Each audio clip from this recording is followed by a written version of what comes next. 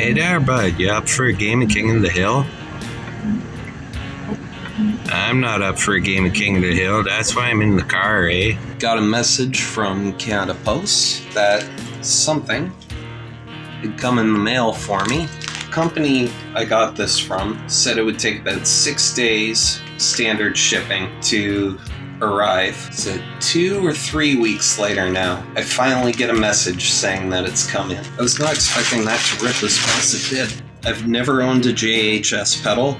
In fact, when I first found the JHS YouTube channel, I literally thought it was just a pedal channel. I didn't realize that they were an actual company with actual products. Wow. This is... Did they really include a schematic for this? No, it's a schematic for something, but that's not the summing amp. Because whatever this schematic is, it's got 3 pots on it. Oh, it's a sticker. Honestly, knowing JHS, this has to be a specific pedal. This isn't just a bunch of random stuff put together. That's got to be for an actual pedal. I just don't know which one. I'm going to redo this and hopefully make things more succinct. My previous attempt at shooting this, I was holding everything way up here so you couldn't see anything. This is officially my first JHS anything on my board. I almost got the whitey-tighty because I wanted to get rid of this one crappy compressor that I have. It's usable, but it's crappy. It's a Digitech. It's buried in my collection there somewhere. No, instead, I got the summing amp. And I let this poor thing fall to the floor. And the pedal I was about to show off just fell to the floor. I might have bought this thing for nothing now. Oh well, we'll see. I'm hoping to avoid that this time around. Here's what I wanted to show.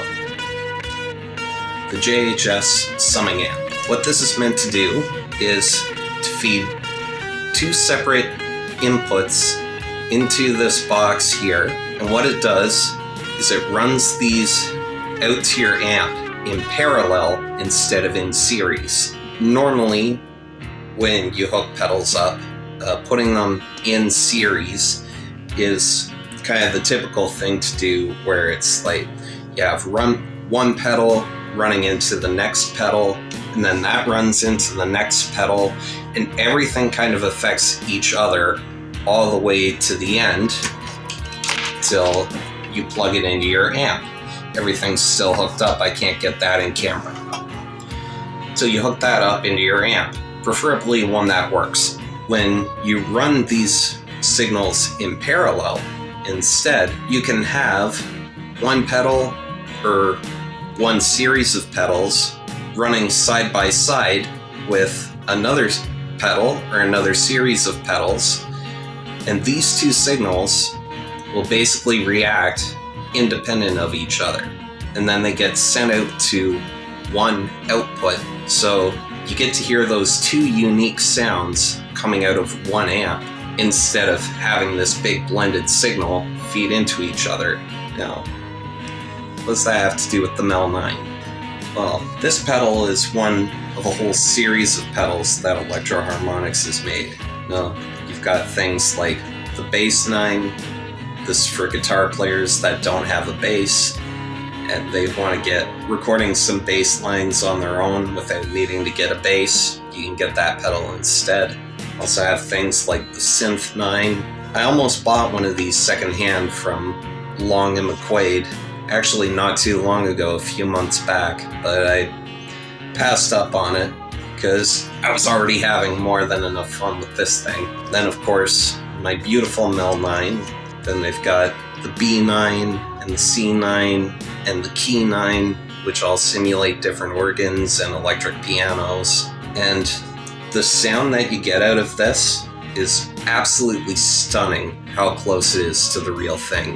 Now, for those who are not familiar with the Mellotron, which is what this is based off of, you look at something like this nice schematic that JHS included with my summing amp. You know, you've got potentiometers and transistors and resistors and diodes and all these different things running through a circuit to create a particular sound or a particular effect. What the Mellotron did was it would take recorded loops of different instruments being played, record them onto tape, and then it would run those tape loops through a keyboard, and it would create some really beautifully haunting sounds. You know, some great examples are like Strawberry Fields Forever by the Beatles, just about anything the Moody Blues ever made, you know, like Nights in White Satin. Yeah, they used the Mellotron a lot on their songs. And like, my dad was a huge Moody Blues fan. Like everyone else was listening to Pink Floyd back in the 70s, my dad was listening to the Moody Blues. That's what really got me turned on to the Mellotron, and the fact that they managed to create these sounds and put it in a strictly digital system like this is just absolutely phenomenal. What I used to do with this pedal, I would put it at the front of my signal chain. I know it's kind of got a splitter here where it's dry out and effect out. I already have 2 amps. I wasn't exactly looking to get a third just for running this pedal. Put this at the beginning of my signal chain, then everything after the Mel9, like my distortion, my wah, pitch shifters, tremolo, different things like that, would all affect this in ways that, you know, didn't sound bad. They just weren't exactly what I was looking to do with them. Actually, I do take that back for one thing. Running this thing with too much distortion, it's like it overwhelms absolutely everything. So I thought I'd experiment with putting this at the end of my signal chain. I kind of liked that effect a little bit better. The only problem is when a signal enters this pedal, is it basically stops every other effect dead in its tracks. You know, you can't really put a wah pedal before this. You won't really hear any of the actual wah effect. You just end up hearing some weird artifacting, which, you know, might be cool for certain applications, but again, wasn't exactly what I was trying to do with this. So, in comes the summing amp. My plan is to put the summing amp near the beginning of my pedal chain. I can run the Mel9 into one input, run the rest of my guitar effects into the other input, so then I can still have that crazy affected guitar doing whatever it needs to do. And then the Mel9 will be on its own, just creating Mellotron sounds. And then I could feed them both back out through the same output, and I could, in theory, get a nice blend of everything. Instead of having one pedal either dominating every effect that comes before it, or having the beautiful Mellotron sound getting distorted and whacked out by everything coming after it. That's the plan anyway. I'll have to put these into effect eventually. Yeah, so like, good day, and like, I can't remember when I ended up getting this. It's been a while now, that I first ended up getting this thing, and this is like what they call a summing amp, What it does is it takes 2 signals and sums them together into one signal, I can't open the box, and this little thing right here, and like, I'm gonna give this a try because I wanted to do something special with this thing, and like, I just had to double check I was actually recording, make sure I wasn't just talking to myself, and like, so I wanted to use these 2 things together so that I could actually do some stuff with them. Am I even holding them in frame, I think I'm holding them in frame now, I think before they were like way over here, like, how can you even see them, now we got them right here, and we're gonna just do some really interesting stuff and see what happens, eh? So like we've got all this stuff on the floor, eh? And I'm gonna like put a whole bunch of this stuff together, and like, oh my goodness, everything is just total mess, eh? I also had to change some plans because I was trying to get a keyboard installed, or I should say get the drivers installed on my laptop.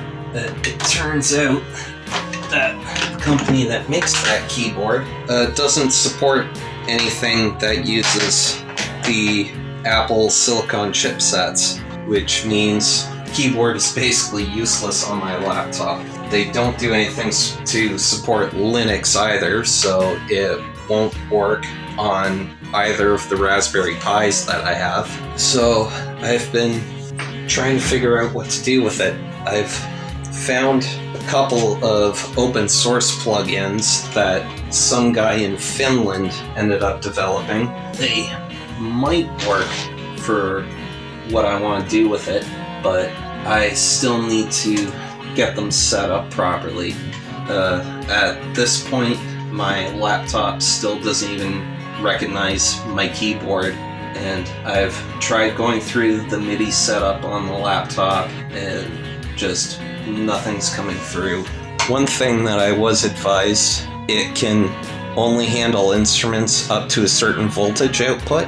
If I try plugging my basses into it, I might start running into issues. Most of the guitars that I have are passive. All of my basses are active. Even the acoustic bass, it's got the electric pickups in it, so those are clearly active. Just how do I want to set this? Now, at this point in time, this whole test is basically just a proof of concept kind of a thing.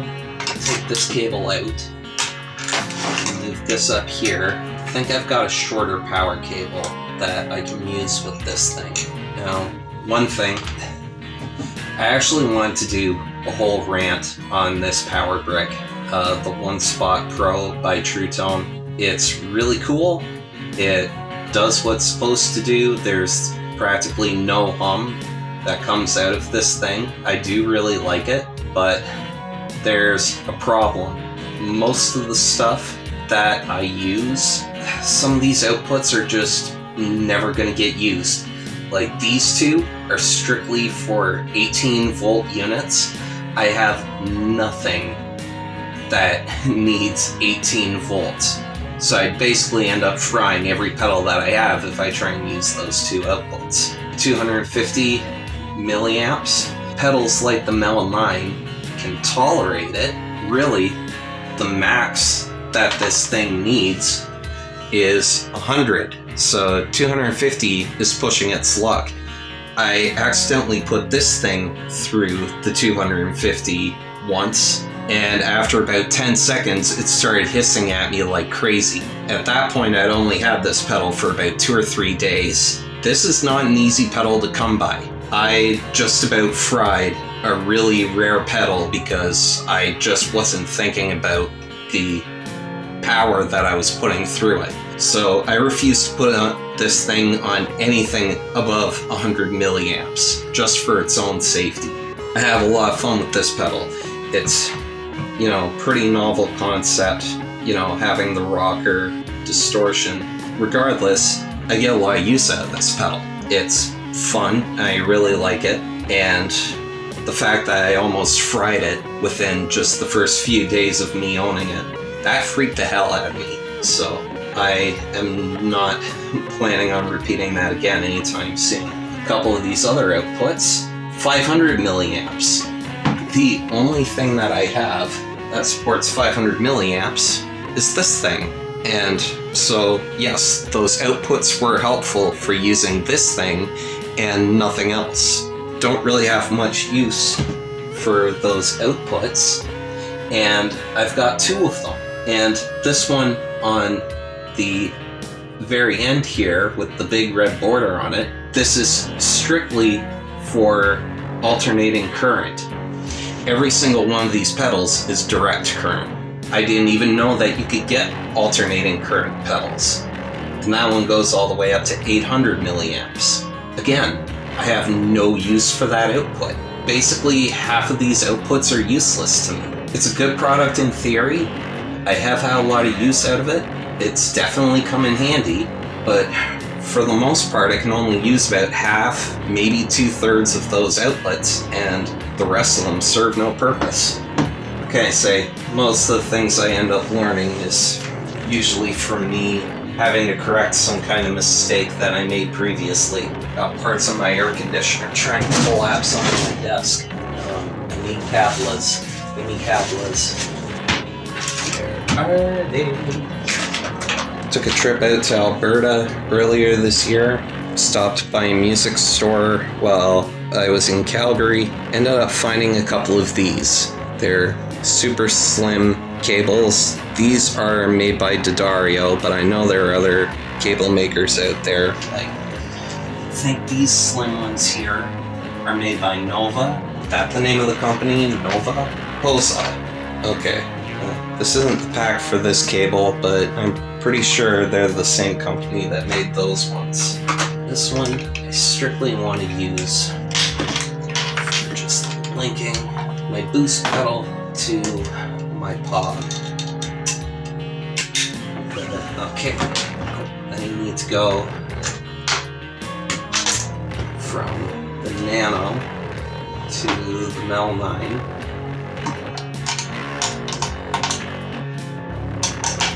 Okay, see, this is where the summing amp's gonna come in. I need to send the effect out. I might need to put the summing amp at a different spot. So I need to take the effect out from the Mel9, put in. This isn't quite working as I wanted. Will either of these work? Yes, I think they will. Okay. Might actually take both of these. I need the dry, go into the distortion, and I need the effect to go into the summing amp. That means I need to take this end out of the effects loop. This isn't meant to be fancy, it's just a proof of concept. Let's go into the other end of the summing amp. See, this is what you call spaghetti cables. And then the output goes into the effects loop and return. So yeah, that is going into the right spot.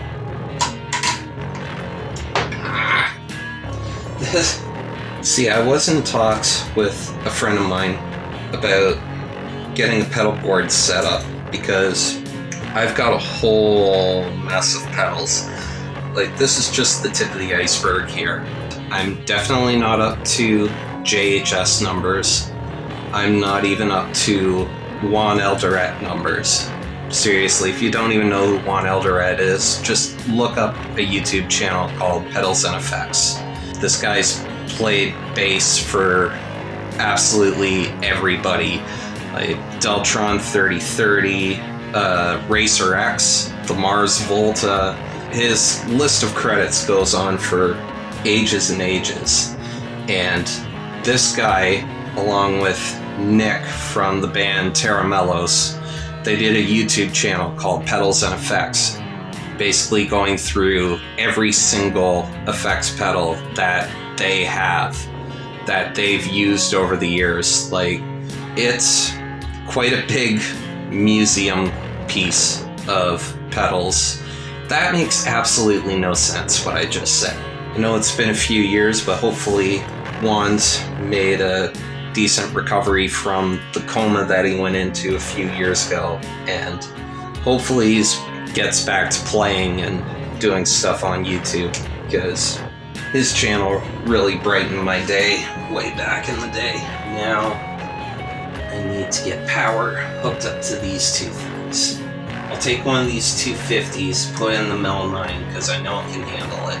Find a short cable for the 100 here. I had those power cables before. Where are they? My Truetone power cables. Oh, and look what I found. An original power adapter for my Mel9 here. So, you probably can't see it from the shine on the bag, but Electro Harmonics AC adapter. Put that back down here, we don't need that. Let's get to there. Okay, so that should be good. So, here's the way the setup goes. Guitar cable. Guitar plugs into the volume pedal, goes into the effects loop of the amp. From there, send goes into the boost pedal, which goes into the nano pog.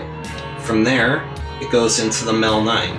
The Mel9 has two outputs. The actual affected output, that's going to be the Mellotron simulator, and that is going directly into the summing amp.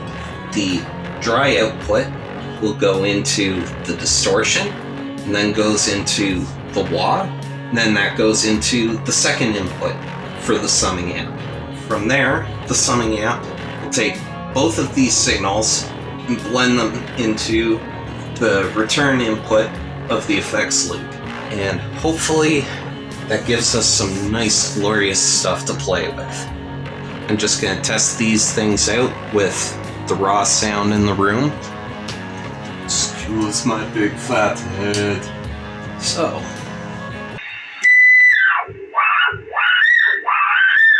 Oh, the water's ready. Let's make some tea.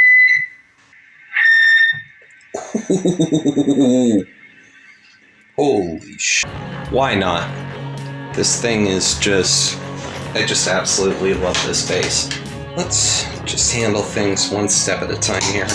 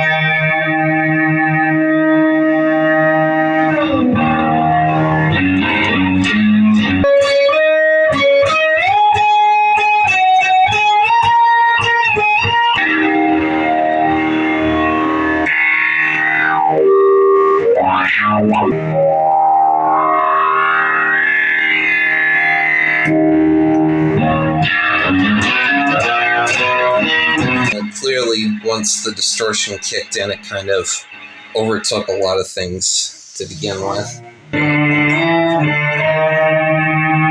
Just finding the right spots where all of the pedals kind of play nicely with each other. Some effects are better than others. Most pedals I tend to leave around the 12 o'clock mark. Distortions, bit crushers, they tend to get a little more finicky, like Bit Commander by Earthquaker Devices. Look at how low the level is set on this pedal. That is not a mistake. It is like, oh, maybe it is a mistake because the volume's completely off. When I was experimenting with it, I have most of my other pedals set around noon. The volume was barely cracked. It was like barely at 8 o'clock. Because if I turned it up any more than that, it was just going to overpower everything. I mean, all things considered, it is a fun pedal to mess around with. I don't know, maybe I'll end up swapping this out from the wah pedal or the rocker distortion. I don't want to get rid of the rocker distortion though. I have way too much fun with that. What I might do is knob down a little bit. So then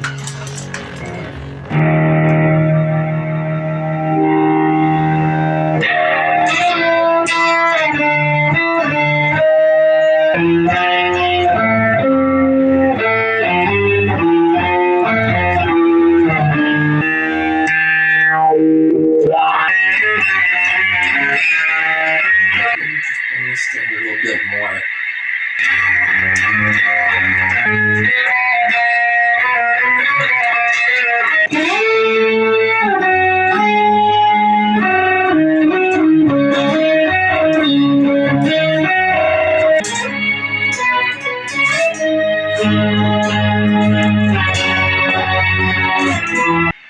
It was a neat little experiment. Now, one thing I did notice though,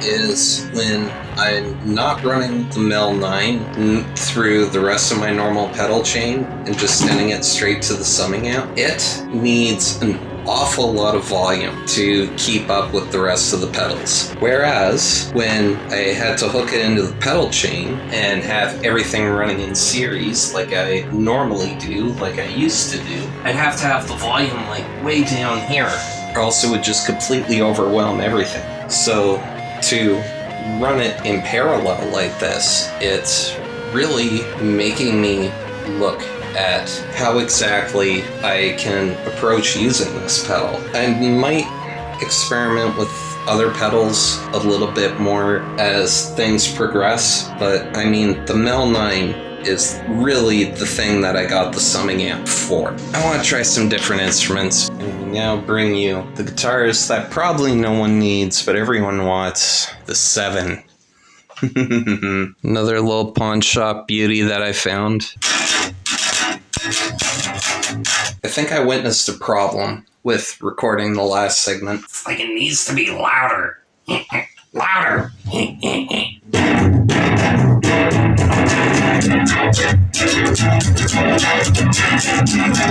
Also needs more practice.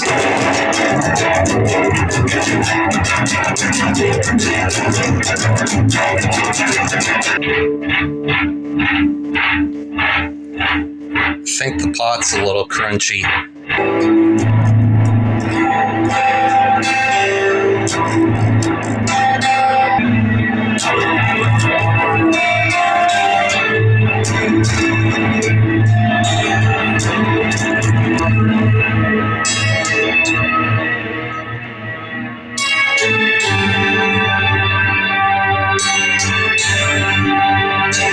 I had to break out the 12 string.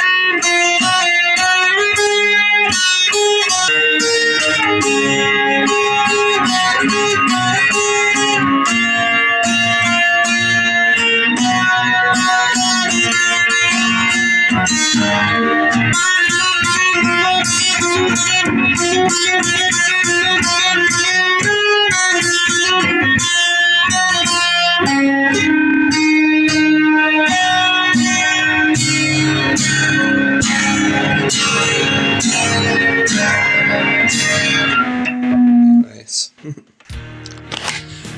Okay. I better get the tripod down from there because I do not trust it as far as I can throw it. That's the only way that I could get it to sit properly, because if it sat at any other angle, it would just start doing this. And of course, like, I can't even put it there because the light would just fall off the amp. Well, why not just put it on the floor? That was my original thought, but I wanted to try and keep as much space as I could. So instead I put on the amp. And I found out that that was kind of a terrible idea. So all I meant to do was gotta actually record the audio.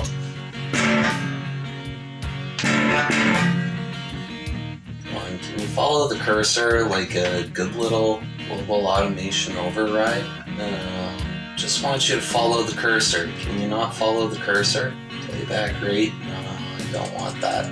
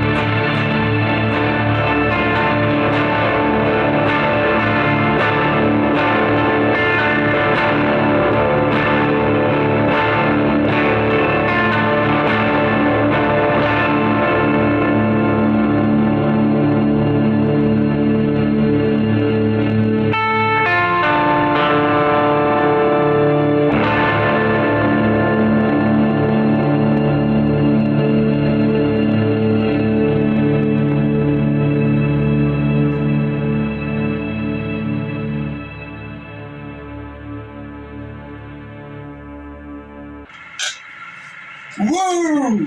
That was fun! You know what time it is? Yeah, you know what time it is.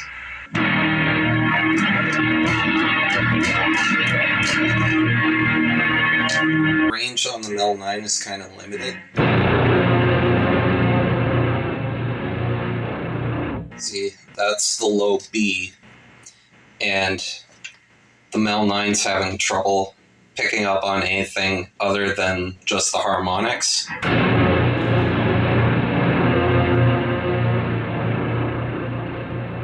It's really struggling there. And though I've noticed with the Nanopog,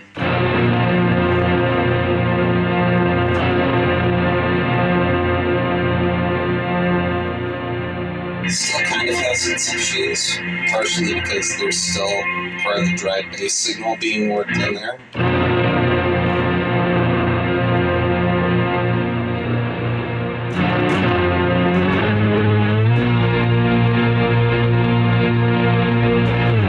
It kind of helps push the Mel9 into a more usable range. It's not the only reason that I have the Nanopog. I've used that a lot when doing effects on bass, just to kind of give the bass a bit of a second guitar kind of a feeling.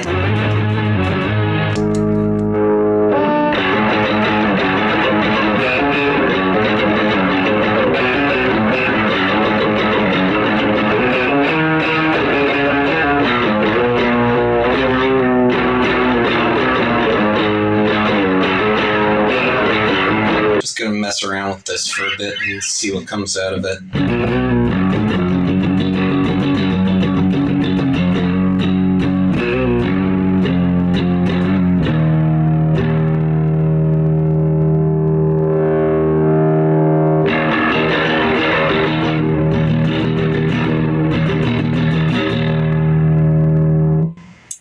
Funny thing is, I actually bought this boost pedal for this bass because it seemed to come in way quieter than a lot of the other guitars that I have.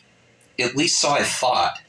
But between this bass, my ESP LTD, and the knockoff Stratocaster, they all seem to have very different volume levels. And in fact, the LTD, which I thought was a lot louder than this bass, is really about the same volume. maybe I think I'm gonna have to do a deeper dive into how exactly all my guitars pan out. That wasn't the expression I was looking for, but whatever. It's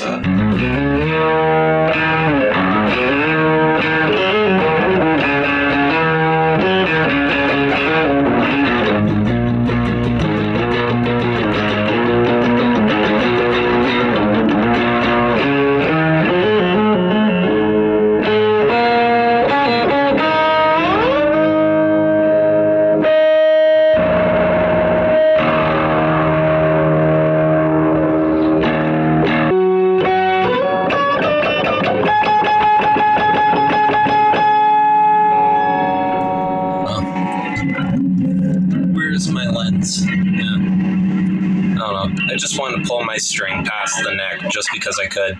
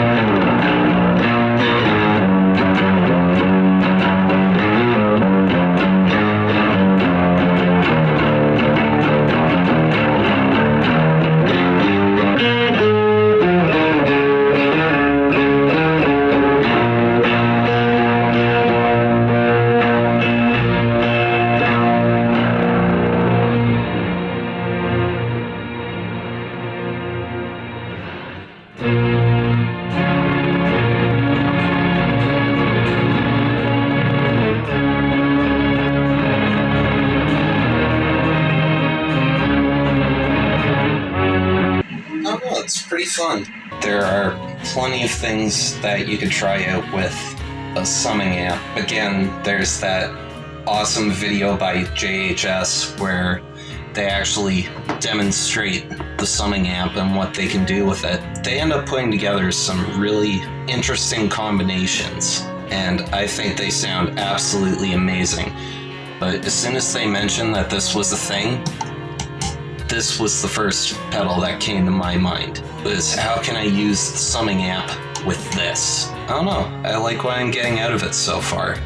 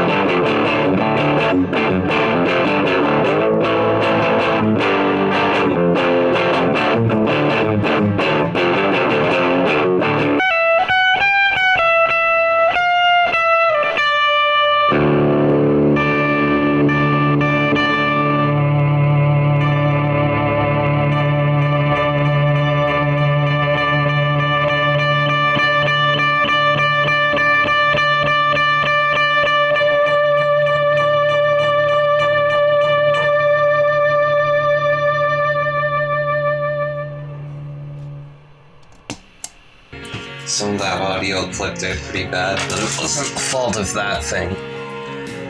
It was just the fault of me cranking the microphone too much. Something I tried the first time around, but I really wanted to try again. It's breaking out the 12. Never go wrong with the 12. Found this thing on a trip to Niagara Falls.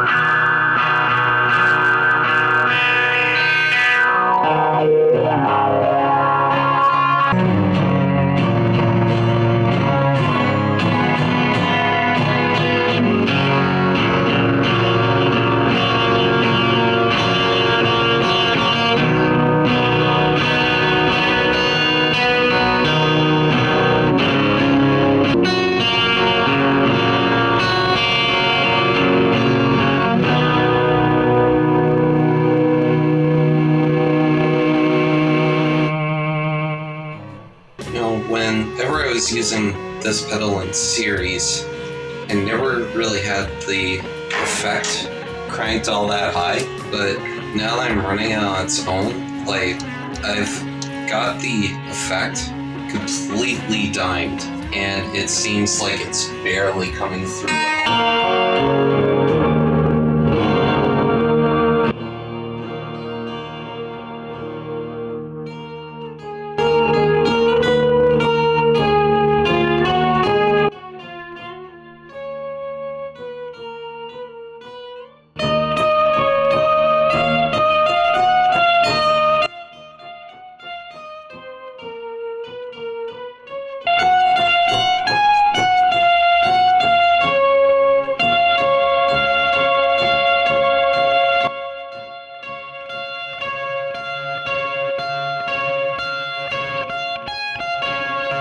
Let's throw on the choir.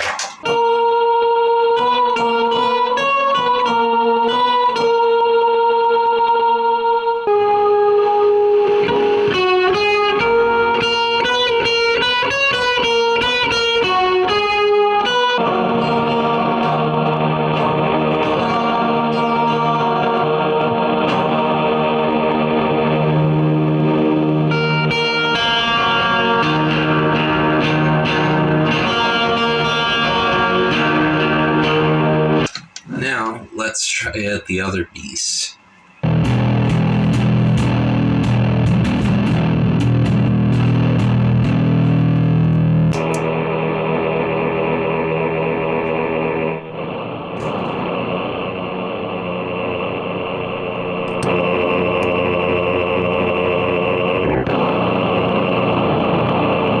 You hear how the Mel9 seem to be fighting to figure out what note to play?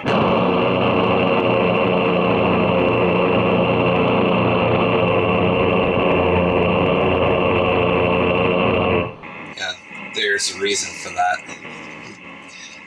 Range on this thing is kinda limited, technically.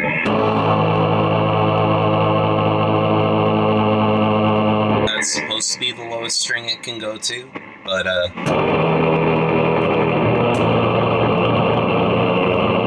still have those extra strings on top of it, so that's why this thing comes in handy.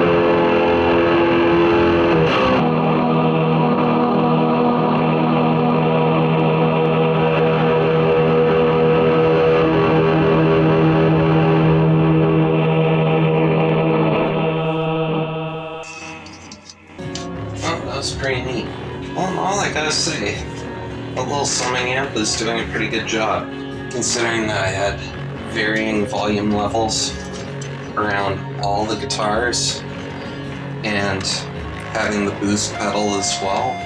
It's kind of its own thing. Overall, this little box is impressing me, so that's a good job on that one, JHS. You've done a good.